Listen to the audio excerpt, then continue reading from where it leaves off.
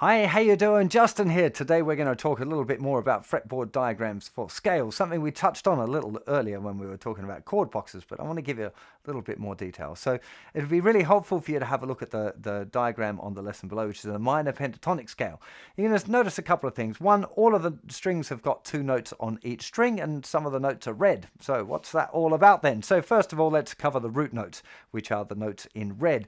Now the root note is the note name of a scale. So if you're playing the A minor pentatonic scale, the note A is going to be red. If you're playing the F sharp minor pentatonic scale, the note F sharp will be red. Okay, that's the root note. Most scales are movable. So when you see that red note, whatever note you put that on becomes the name of the scale. It's a very, very useful skill to understand this idea of a root note.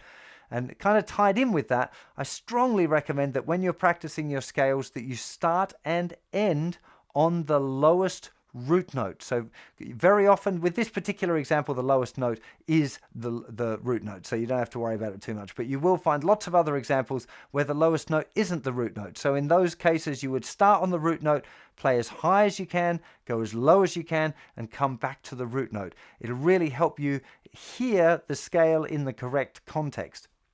There's this thing called modes, which you're going to learn about a little later on in the journey. And when you start starting a scale on a different note other than the root note, you can accidentally start hearing them as modes, which isn't what you want. It is what you want later on down the journey, but it isn't probably at this stage. Now, I will usually present a tab as well as a fretboard diagram for most scales, but not all the time. And at this early stage, I think it would be really valuable to make sure that you can see the correlation between the fretboard diagram and the guitar tab. So have a look at those two different things over on the web page and have a look and see the way that you start for all of the diagrams on my site. You would play like the highest note first on each string and then the lower note. Then you'd move, when you've run out of notes on any particular string, you move to the next string over. You would start on the highest note and go to the lowest note. And I'm talking highest note, not in sound, as in pitch, as in physically looking at the higher note and then going down to the lower note.